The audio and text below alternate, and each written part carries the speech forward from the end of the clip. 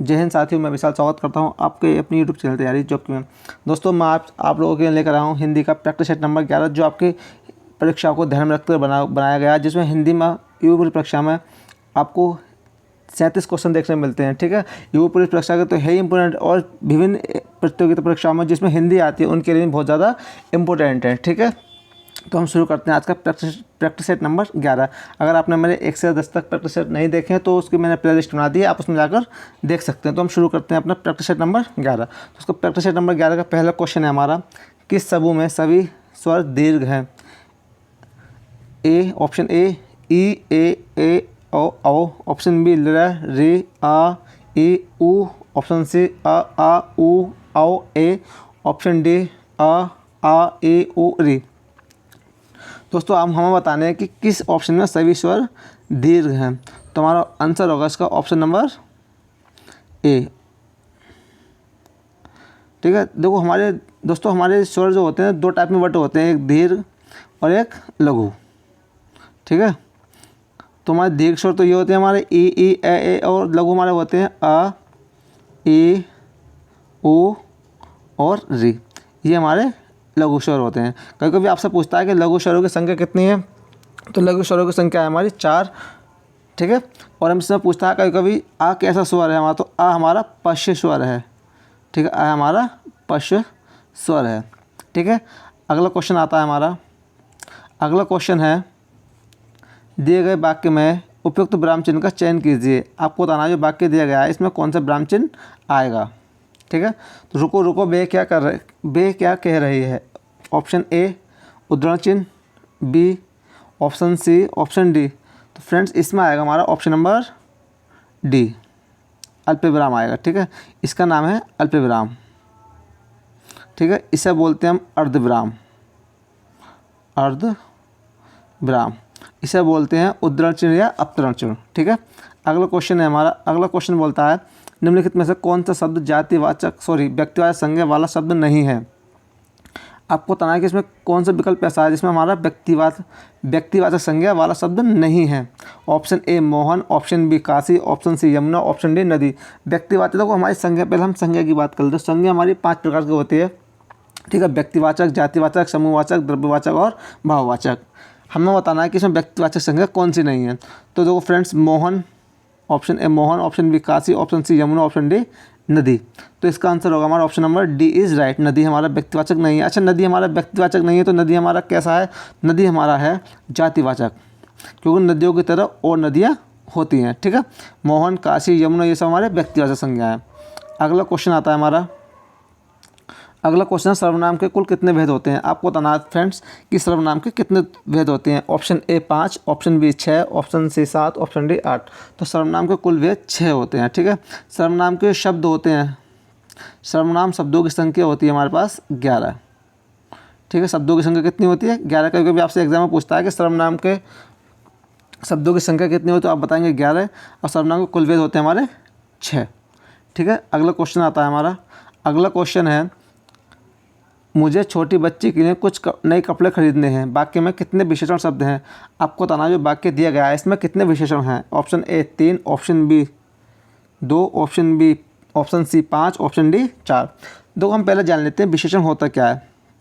विशेषण वह होता है जो संज्ञा और सर्वनाम की विशेषता बताता है। ठीक है, अब हम बात करते हैं, मुझे छोटी बच्ची के लिए कुछ नए कपड़े खरीदने हैं, तो आपको बताना है विशेषण। तो देखो, मुझे छोटी बच्ची के लिए, इसमें पहला वाला है छोटी, एक विशेषण, अगला है कुछ, और तीसरा है नहीं। तो इसमें कुल कितने विशेषण हैं? इसमें विशेषण है option number A is right, 3 विशेषण हैं। ठीक है, अगला क्वेश्चन आता है हमारा क्वेश्चन नंबर 6। क्वेश्चन नंबर 6 है, क्रिया के पद परिचय में इनमें से क्या क्या होता है? जो क्रिया का पद परिचय होता है उसमें होता क्या क्या है? ए क्रिया का प्रकार, वाच्य पुरुष, ऑप्शन बी लिंग वचन काल, ऑप्शन सी वह शब्द जिससे क्रिया का संबंध है। तो वो जब पद परिचय करते हैं हम, तो उसमें तो क्रिया का प्रकार भी होता है, वाच्य भी होता है, पुरुष भी होता है। तो हमारा ऑप्शन ए भी होता है। लिंग वचन काल ये तीनों होते हैं। वह शब्द जिससे क्रिया का संबंध होता है वह भी होता है। तो हमारा option number D is right, उपयुक्त सभी। अगला क्वेश्चन है हमारा, रमेश अच्छा गाता है, वाक्य में अच्छा है। ए क्रिया विशेषण, बी विशेषण, ऑप्शन सी अव्यय, ऑप्शन डी भाववाचक संज्ञा। आपको बताना है वाक्य में जो शब्द आया अच्छा ये क्या है, तो हमारा वाक्य होगा option number C is right, अव्यय। ये क्या है हमारा अव्यय।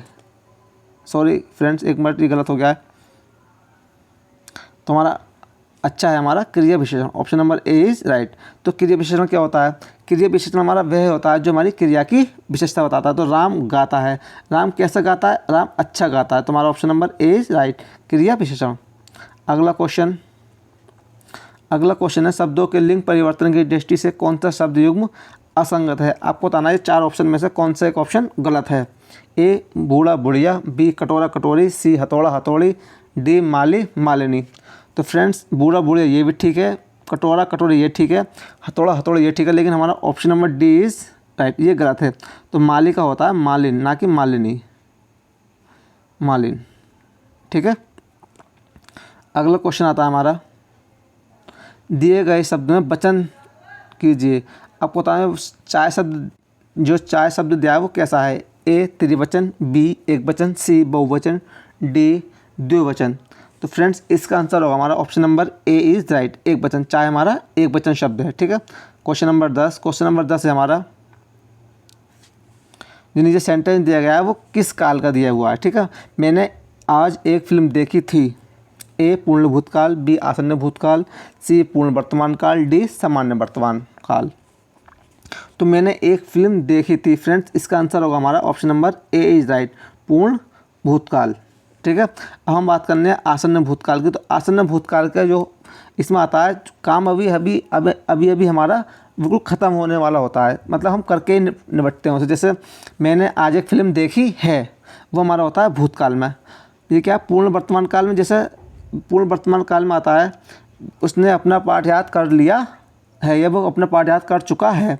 सामान्य वर्तमान काल में आता है वह स्कूल जाता है। ठीक है। अगला आता है, निम्नलिखित में से भाववाचक वाक्य का चयन कीजिए। आपको बताना है इसमें कौन सा भाववाच्य वाक्य है। ए मैं उठ सकता, मैं नहीं उठ सकता। ऑप्शन बी हमारे द्वारा रास्ता आसानी से पार किया गया। ऑप्शन सी उसके द्वारा भोजन पकाया गया। ऑप्शन डी मेरे भाई से लड़ा नहीं जा सका। तो हमारा इसमें option number D is right, मेरे भाई से लड़ा नहीं जा सका। ठीक है। अच्छा, भाववाच्य की पहचान क्या होता है?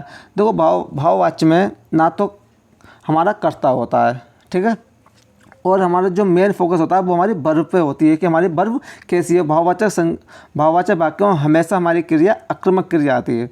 ठीक है। ये एक पहचान है भाववाचक वाक्य की। अगला क्वेश्चन आता है हमारा, लड़के ने कुत्ते को मारा वाक्य में कौन सा कारक है? ए करण और प्रदान, बी संबंध और करण, सी अधिकरण और करण, डी कर्ता और कर्म। तो हमारा आंसर होगा इसका ऑप्शन नंबर डी, कर्ता और कर्म। अच्छा, डी क्यों होगा? देखो कर्ता की विभक्ति होती है ने और कर्म की विभक्ति होती है को। ठीक है। और देखो यहाँ ने भी आया और को भी आया। करण की विभक्ति होती है से, अपादान की भी विभक्ति होती है से। अब दोनों डिफरेंस क्या है? दोनों डिफरेंस ये है कि करण की विभक्ति के लिए आती है साधन, जैसे कोई साधन होता है, और अपादान से आती है किसी चीज़ से अलगाव करते हैं, किसी से तुलना की जाती है, और शरीर से हमारे कोई भी अंग डिफेक्ट होता है शरीर में तो हमारी होता है अपादान कारक। ध्यान रखना, अगर कभी हम किसी से तुलना करते हैं जैसे राम मोहन से सुंदर है, यहाँ अपादान कारक होगा, और वह कान से बह रहा है। अगर शरीर में कोई किसी भी प्रकार की क्षति है तो वहाँ अपादान कारक होगा हमारा। ठीक है। संबंध कारक की विभक्ति होती है ना नी रे। ठीक है। और करण कारक की विभक्ति से होती है। अधिकरण कारक की विभक्ति होती है में और पर। बे हमारी किसी भी चीज़ की स्थिति के बारे में बताता है अधिकरण कारक। सही है। आगे बढ़ते हैं, हमारा क्वेश्चन नंबर 13 आता है। क्वेश्चन नंबर 13 है, इनमें से कौन सा शब्द एकल का तद्भव शब्द है? आपको बताना है कि इसमें एकल का तद्भव शब्द कौन सा है। ए अकल, बी अकिल, सी अकेला, डी कोई नहीं। तो इसका आंसर होगा हमारा ऑप्शन नंबर सी, एकल का तद्भव होता है अकेला। ठीक है। और आपको घृत का तद्भव शब्द बताना है क्या होगा। घृत का आपको ऑप्शन होमवर्क है आपका, घृत का तद्भव क्या होगा। ठीक है। अगला क्वेश्चन आता है, निम्न में अत्याचार शब्द में कौन सा उपसर्ग है? आपको बताना है कि अत्याचार शब्द में कौन सा उपसर्ग है। ए अत्य, बी चार, डी अति, डी अत। तो फ्रेंड्स हमारा आंसर होगा इसका option number C is right, अति। अति शब्द से बनने वाले कुछ शब्द हैं मेरे हमारे पास, अत्यधिक, अत्यधिक, ठीक है, जिसमें हमारा अति उपसर्ग है, अत्यंत और अतिशय आदि, ठीक है। अच्छा, ये होता क्या है, देखो हमारे दो वर्ड होते हैं, एक होता है उपसर्ग और एक होता है प्रत्यय, ठीक है। ये उपसर्ग क्या होता है, उपसर्ग हमारे वाक्य के शुरू में लगकर वाक्य में अर्थ परिवर्तन कर देते हैं। तो हमारा कभी कोई पूछता है उपसर्ग है क्या, तो उपसर्ग एक शब्दांश है, ठीक है। उपसर्ग और प्रत्यय क्या है, दोनों शब्दांश है। उपसर्ग लगता है वाक्य के आगे और प्रत्यय लगता है वाक्य के पीछे, ठीक है। आगे बढ़ते हैं, अगला क्वेश्चन आता है हमारा क्वेश्चन नंबर 15 क्वेश्चन है, विश्वसनीय शब्द में प्रयुक्त प्रत्यय है। आगे प्रत्यय क्वेश्चन नहीं बताया गया था मैंने आपको, ए या, ऑप्शन बी ईए, ऑप्शन सी ईए, ऑप्शन डी अनिए। तो फ्रेंड्स हमारा इसका आंसर होगा option number B is right,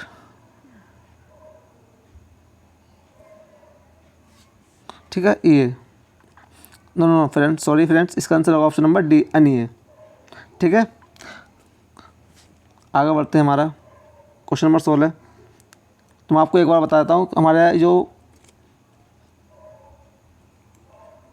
प्रत्यय होता है वो हमारे प्रत्यय को दो टाइप में बांटा गया है, ठीक है। एक हमारा बांटा गया है तद्धित प्रत्यय और एक बांटा गया है कृत प्रत्यय, तद्धित प्रत्यय और दूसरा हमारा कृत प्रत्यय, ध्यान रखेंगे। अगला क्वेश्चन आता है हमारा, अगला क्वेश्चन है निम्नलिखित विलोमार्थी शब्द युग्मों में असंगत है। आपको बताना है कि कौन सा ऐसा ऑप्शन है हमारा जो असंगत है या जो हमारा गलत है। ए अंतरंग बहिरंग, बी अल्पायु दीर्घायु, सी अनुराग राग, डी अमर मर्त्य। तो फ्रेंड्स हमारा असंगत होता है अंतरंग का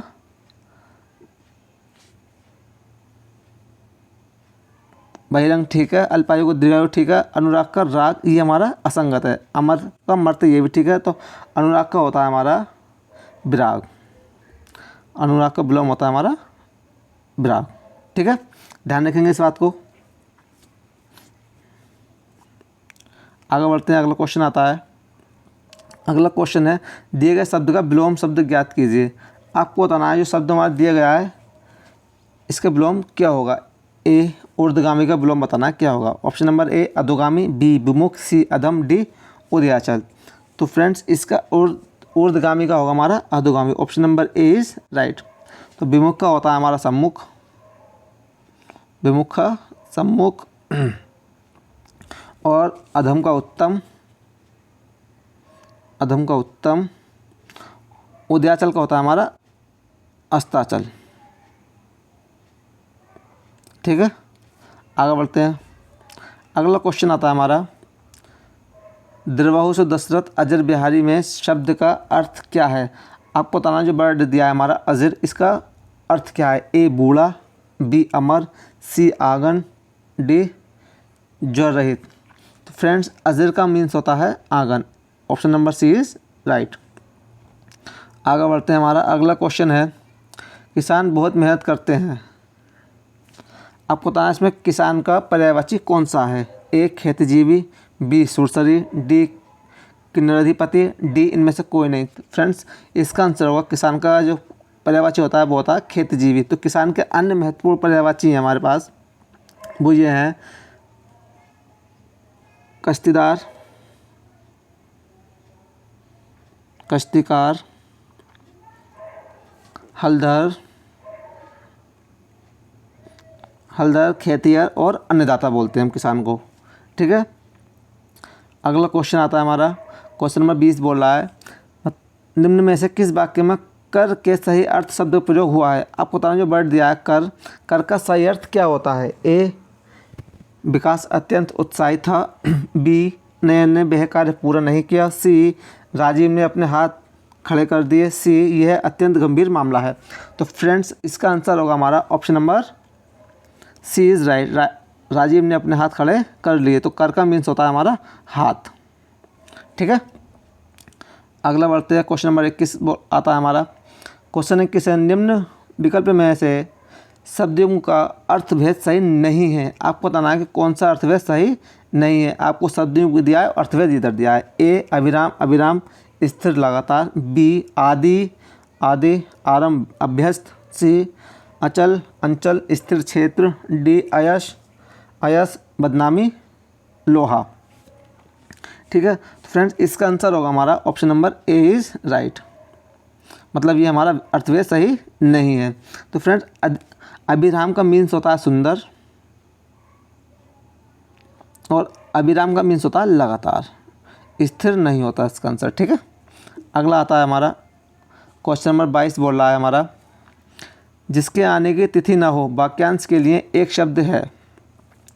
जिसके आने को तिथि ना हो उससे हम क्या बोलते हैं? ए अतिथि, बी पोषक, सी सत्ताधारी, डी इनमें से कोई नहीं। तो देखो हम बात करते हैं सत्ताधारी की पहले।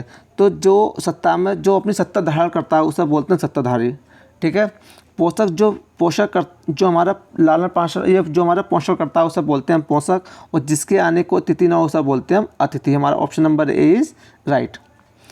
अगला क्वेश्चन आता है हमारा क्वेश्चन नंबर 23 है, जहाँ जाया ना जा सके वाक्यांश के लिए एक शब्द है।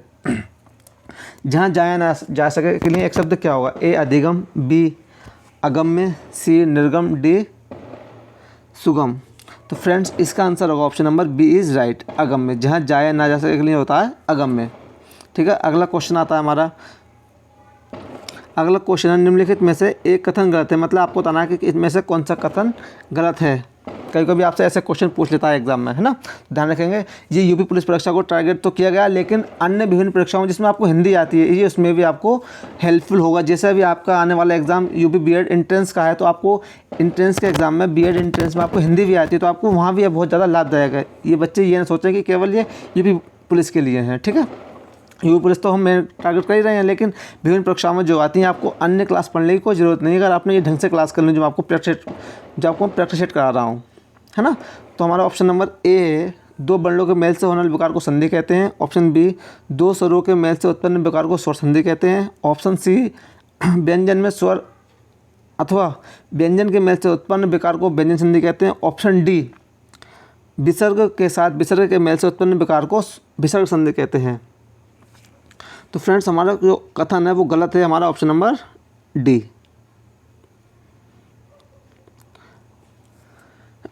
देखो विसर्ग के बाद विसर्ग के साथ स्वर या व्यंजन के मेल से उत्पन्न विकार को हम विसर्ग संधि बोलते हैं। यहाँ पर क्या आएगा? स्वर या व्यंजन। स्वर या व्यंजन के विकार से आने वाले स्वर या व्यंजन के साथ जो विकार आता है उसमें जो परिवर्तन होता है उसे हम बोलते हैं विसर्ग संधि। तो अगला क्वेश्चन आता है हमारा, निम्नलिखित पदों में से कौन सा पद अव्ययभाव समास का नहीं है? आपको बताना है कि अव्ययभाव समास किसमें नहीं है। ए राजपुत्र, बी प्रतिदिन, सी यथाशक्ति, डी प्रत्येक। देखो प्रतिदिन में प्रत्यय उपसर्ग है, यथाशक्ति में यथा उपसर्ग है और प्रत्येक में प्रत्यय उपसर्ग है, तो सबसे क्या अव्ययभाव समास। लेकिन राजपुत्र में हमारा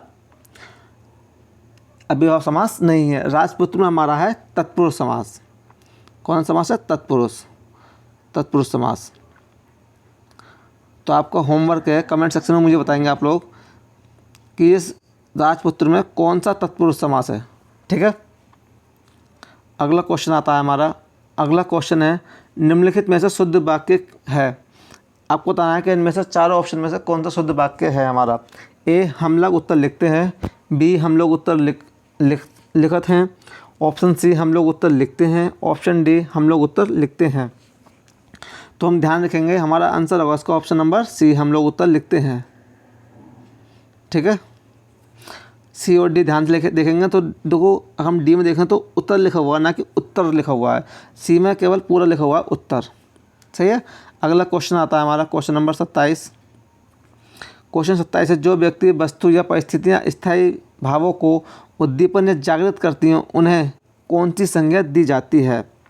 मतलब कहना चाह रहा है जो व्यक्ति वस्तु या परिस्थितियाँ स्थायी भावों को उद्दीपन या जागृत करती हैं, जो हमारे मन में स्थायी भाव होते हैं उनको जागृत जो करती हैं हमारे मन में, तो हम क्या कहते हैं? ए विभाव, बी अनुभाव, सी संचारी भाव, डी स्थायी भाव। तो हम उसे बोलते हैं विभाव, ठीक है। Option number A is right, ठीक है। विभाव के जो हमारे प्रकार होते हैं वो होते हैं, हाँ ठीक है। हम जब जान लेते हैं जरा अनुभाव के बारे में। तो हमारा अनुभाव क्या होता है? अनुभाव को अनुभाव कभी कभी आपसे क्वेश्चन पूछता है कि अनुभाव के कितने भाग होते हैं, तो अनुभाव का आपका आंसर होगा अनुभाव के 4 भाग होते हैं। वो कौन कौन से होते हैं? वो हमारे होते हैं, पहला होता है हमारा सात्विक, ठीक है। सात्विक, कायिक, कायिक, आहार्य और मानसिक, ठीक है। संचारी भाव क्या होता है? संचारी भाव का दूसरा नाम है, इसे बोलते हैं व्यभिचारी भाव भी बोल सकते हैं हम। इसे क्या बोलते हैं? व्यभिचारी भाव। इनकी संख्या 33 बताई गई है, ठीक है। अब मैंने बताया था आपको विभाव के कितने टाइप्स होते हैं, तो विभाव के भी 2 पार्ट्स होते हैं इनके भी, ठीक है। विभाव के 2 भागों में बांटा गया है, पहला है आलम्बन और दूसरा है उद्दीपन। आलम्बन और उद्दीपन, ठीक है। मैं आपको एक बार रिपीट कर दे रहा हूँ। विभाव को 2 पार्ट में बांटा गया है, उसका नाम है आलम्बन और उद्दीपन। अनुभाव के 4 भाग होते हैं, सात्विक, कायिक, आहार्य, मानसिक। संचारी भाव का दूसरा नाम व्यभिचारी भाव है। कभी कभी आपसे क्वेश्चन में पूछता है कि संचारी भाव का अन्य नाम क्या है, तो फ्रेंड आपका आंसर होगा व्यभिचारी भाव। तो संचारी भाव की संख्या कितनी है? तो ये बहुत ज़्यादा पूछा है, तो संचारी भाव की संख्या है हमारी 33, ठीक है। आगे बढ़ते हैं। अगला क्वेश्चन आता है हमारा क्वेश्चन नंबर 28। बंधव गुरुपद परम परागा सुरुचि सुवास सरस अनुरागा अमीयस मुरियम चूरन चारु समुन सकल भव रुज परिभावु में कौन सा छंद है? आपको बताना जो लाइनें दी गई हैं इनमें कौन सा छंद है। ए तोटक, बी छप्पे, सी कुंडलिया, डी चौपाई। देखो हम मात्रा लगाते हैं ज़रा इसकी, हैं। जब हम मात्रा लगाएंगे, ये हमारा पहला पद है और ये हमारा दूसरा पद है, तो 2 1 2 1 1 1 1 1 1 1 1 2 2। अब काउंट करते हैं। 2 2 4 5 6 7 8 9 10 10 2 12 12 12 13 14 और 2 16। अगर फ्रेंड्स अगर हमारी प्रथम चरण में 16 मात्राएँ, अगर प्रथम चरण में 16 मात्राएँ तो दूसरे चरण में हमारी 16 मात्राएँ होती हैं। अगर दोनों चरण में हमारी 16 मात्राएँ होती है तो हमारा चौपाई छंद होता है। और तुम्हारा आंसर होगा इसका option number D is right. चौपाई इसमें छंद है। अब हम बात कर लेते हैं ज़रा कुंडलिया की। कुंडलिया छंद किससे मिलकर बनता है? तो कुंडलिया बनता है हमारा दोहा प्लस रोला से मिलकर। अगर आपका जो गर्ल्स होती हैं, लड़कियाँ होती हैं जो कुंडल पहनती हैं, तो अगर उनका कुंडल चोरी हो जाए तो वो कहाँ जाएंगे? डॉक्टर के पास जाएंगे। ये ट्रिक है याद करने की। अगर किसी लड़की का कुंडल चोरी हो जाए तो वो जाएगी डॉक्टर के पास, है ना। तो कुंडलीय जो छंद मिलता है वो बनता है दोहा प्लस रोला से। ध्यान रखेंगे, छप्पे मिलकर बनता है रोला प्लस उलाला से, ठीक है। हमारा आरो का जो पानी होता है वो क्या करता है? छप छप करता है। तो छप्पे से आरो और कुंडलिया से डॉक्टर, डी आर। ध्यान रखेंगे। अगला क्वेश्चन आता है हमारा क्वेश्चन 29। राम रमापति कर दहूँ धनु लेहू, यहाँ कौन सा अलंकार है? राम रमापति कर धनु लेहू में कौन सा अलंकार है? ए यमक, बी श्लेष, डी अनुप्रास, डी वक्रोक्ति। तो फ्रेंड्स इसका आंसर होगा हमारा option number C is right, अनुप्रास। देखो मैं आपको कभी अनुप्रास का अगर हम बात करें तो अनु का मीन्स होता है दोस्तों, अनु का जो मीन्स होता है वो होता है बार बार, ठीक है, बार बार। और प्रास का मीन्स होता है वो होता है वर्ण।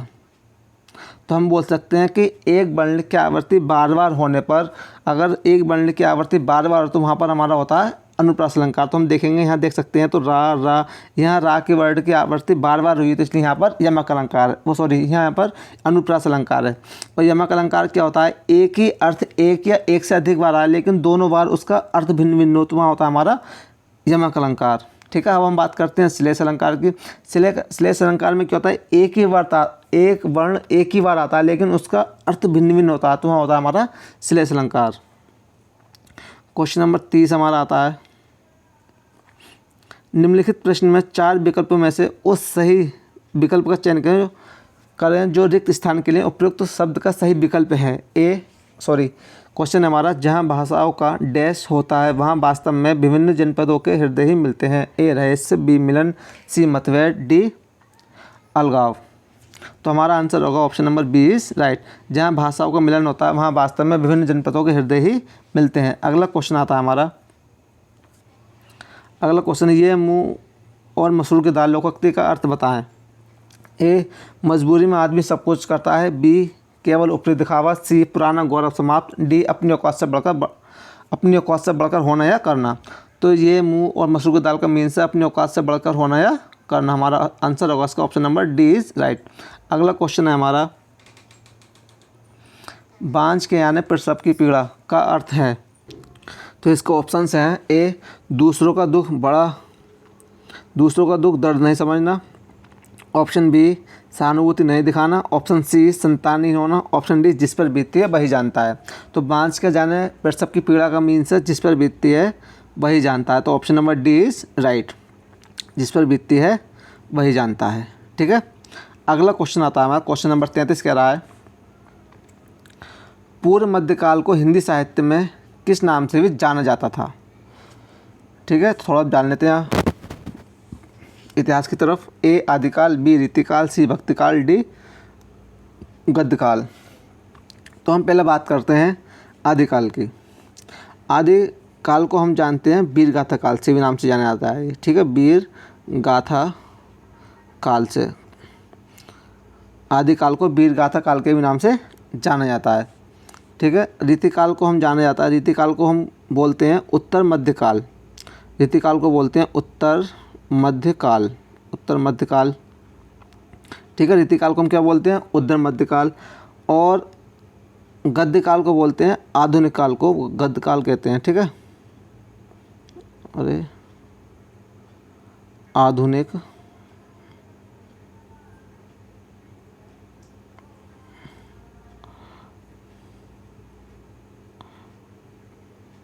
ठीक है, आधुनिक काल को हम गतकाल भी कहते हैं। तो इसका आंसर होगा option number C is right, भक्ति काल कहते हैं। पूर्व मध्यकाल में हिंदी साहित्य में किस नाम से भी जानता था, भक्ति काल के नाम से भी जाना जाता था। आदिकाल को हम बोलते हैं वीरगाथा काल, रीतिकाल को कहते हैं उत्तर मध्यकाल, और गद्यकाल को बोलते हैं हम आधुनिक काल। अगला क्वेश्चन आता है हमारा, क्वेश्चन नंबर 34 है, आध्यात्मिक शब्द में क्रमशः उपसर्ग, मूल शब्द और प्रत्यय हैं। आपको बताना है कि ये वर्ड हमारा आध्यात्मिक दिया हुआ है, इसमें उपसर्ग कौन सा है, मूल शब्द कौन सा है और प्रत्यय कौन सा है। ए अधि प्लस आत्म प्लस इक, ऑप्शन बी आधि प्लस आत्मा प्लस का, ऑप्शन सी अध्य प्लस आत्म एक, ऑप्शन डी आधि आत्म प्लस इक। तो इसमें हमारा ऑप्शन होगा ऑप्शन नंबर ए, अधि प्लस आत्म प्लस एक, option number A is right. आध्यात्मिक में हमारा उपसर्ग होगा अधि, आत्म हमारा मूल शब्द और एक हमारा प्रत्यय। ठीक है, क्वेश्चन नंबर 35 आता है हमारा, स्वामी विवेकानंद इस बात को समझते थे और अपने आचार विचार में अपने समय से बहुत आगे थे। वाक्य का प्रकार है, ए मिश्रित वाक्य, बी सामान्य वाक्य, सी संयुक्त वाक्य, डी विधिवाचक वाक्य। तो इसका हमारा आंसर होगा ऑप्शन नंबर सी, संयुक्त वाक्य। ठीक है, संयुक्त वाक्य होता क्या, संयुक्त वाक्य में दो वाक्य होते हैं और दोनों के दोनों स्वतंत्र होते हैं और बीच में हमारा योजक चिन्ह लगा होता है। संयुक्त वाक्य में योजक चिन्ह क्या होता है, जो दो या दो वाक्यों को जोड़ता है उसे हम बोलते हैं योजक चिन्ह। ठीक है, जैसे इंग्लिश में बोलते हैं उसे कंजक्शन। अब देखो मिश्रित वाक्य क्या होता है, मिश्रित वाक्य में जो वह होता है जहाँ पर हमारा एक होता है प्रधान वाक्य, एक होता है उपवाक्य। मतलब जो हमारी एक इसकी पहचान है मिश्रित वाक्य में कि जो, जब, जहाँ, जिसने आदि शब्द आते हैं। ठीक है, ये हमारे मिश्रित वाक्य की पहचान है। जहाँ भी आपको किसी वाक्य में कि, जो, जब, जहाँ, जिसको जैसे वर्ड दिखे हुए जुड़े हुए लगे, ये लिखे हुए दिखे हम आपको वहाँ टिक लगाना है मिश्रित वाक्य का। ठीक है, सामान्य वाक्य क्या होता है, जहाँ पर एक ही करता हो और एक ही क्रिया हो, हमारा होता है सामान्य वाक्य। और विधिवाचक वाक्य क्या होता है, विधिवाचक वाक्य वह होता है जब हम किसी से आज्ञा देते हैं या फिर किसी को आज्ञा देते हैं या फिर किसी से आज्ञा लेते हैं।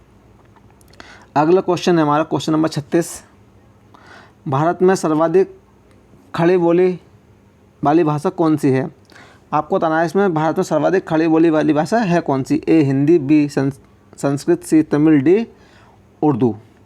तो फ्रेंड्स इसका आंसर होगा हमारा option number A is right, Hindi.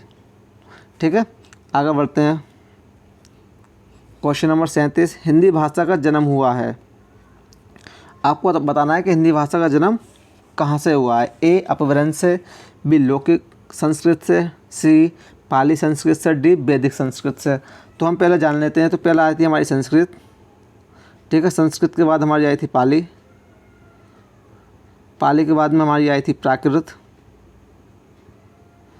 प्राकृत के बाद में हमारी आई थी अपभ्रंश,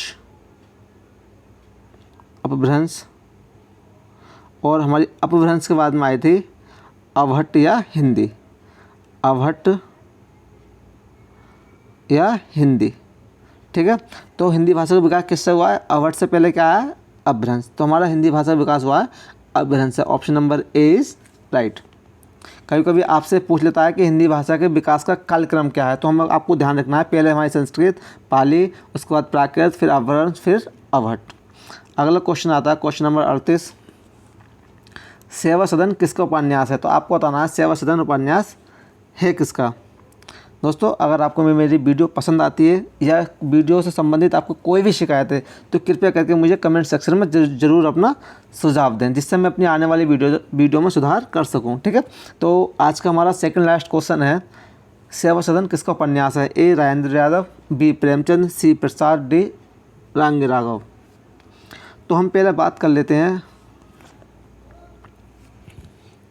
राजेंद्र यादव की। तो राजेंद्र यादव का जो प्रमुख उपन्यास या रचनाएं हैं वो हैं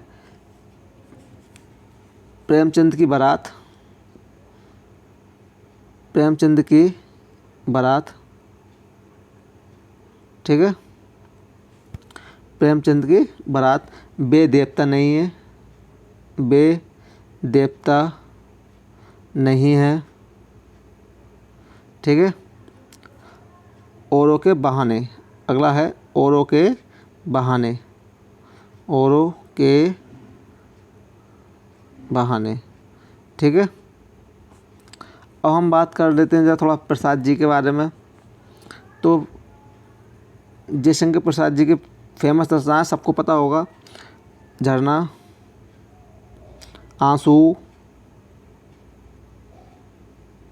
स्कंदगुप्त, एग्जाम में बहुत पूछी जाती रचनाएं ये, स्कंदगुप्त, लहर, कमायनी, ठीक है। और प्रेमचंद जी की महत्वपूर्ण रचनाएं हैं हमारे पास प्रेमाश्रय, रंगभूमि, निर्मला, गबन, कर्मभूमि, कफन, पूस की रात, नमक का दरोगा। तो सेवा सदन किसका उपन्यास है? हमारा सेवा सदन उपन्यास है प्रेमचंद जी का। Option number B is right. तो प्रेमचंद जी की प्रमुख उपन्यास में आपको फिर रिपीट कर रहा हूँ, जो रचना है प्रेमचंद जी की वो है हमारी प्रेमाश्रय, रंगभूमि, निर्मला, गबन, कर्मभूमि, कफन, पूस की रात, नमक का दरोगा और सेवा सदन, ठीक है। रांगी राघव जी की महत्वपूर्ण रचनाएं उबाल, पक्षी और आकाश, भारती का सपूत आदि। मैं एक बार फिर रिपीट कर रहा हूँ, रांगी राघव जी की उबाल, पक्षी और आकाश, भारती का सपूत आदि। तो आज का हमारा लास्ट क्वेश्चन है, लास्ट क्वेश्चन दिया है हमारा, इनमें से कौन सा उपन्यास प्रेमचंद जी का नहीं है? तो आपको बताना है कि इसमें प्रेमचंद जी का उपन्यास कौन सा नहीं है। अभी मैंने बताया पहले लास्ट क्वेश्चन में, तो आप इसका आंसर आपको कमेंट सेक्शन में मुझे बताना है, ठीक है। तो इसका आंसर कमेंट सेक्शन में मुझे आपको बताना है। चलो आप तो लोग बता देते नहीं, लेकिन मैं आपको बता रहा हूँ। इसका आंसर होगा ऑप्शन नंबर ए, ये नूरजहाँ नहीं है, ठीक है। तो अच्छा, नूरजहाँ है किसका? तो ये तो आप बता सकते हैं कमेंट सेक्शन में मुझे होमवर्क में, ठीक है। मैं आप लोगों का वेट करूँगा किस सेक्शन में, देखता हूँ कितने आंसर्स मुझे कमेंट सेक्शन में मिलते हैं, ठीक है। अपने मिलते हैं नेक्स्ट वीडियो में, जब तक के लिए आप खुश रहें, जिंदाबाद रहें और आबाद रहें। जय हिंद, जय भारत। मिलते हैं अपने नेक्स्ट वीडियो में। और जाने से पहले चैनल को लाइक, शेयर और सब्सक्राइब कर लेना। सब्सक्राइब करने के बाद प्रेस द बेल आइकन, यानी बेल आइकन को ज़रूर दबा लेना। जय हिंद, जय भारत।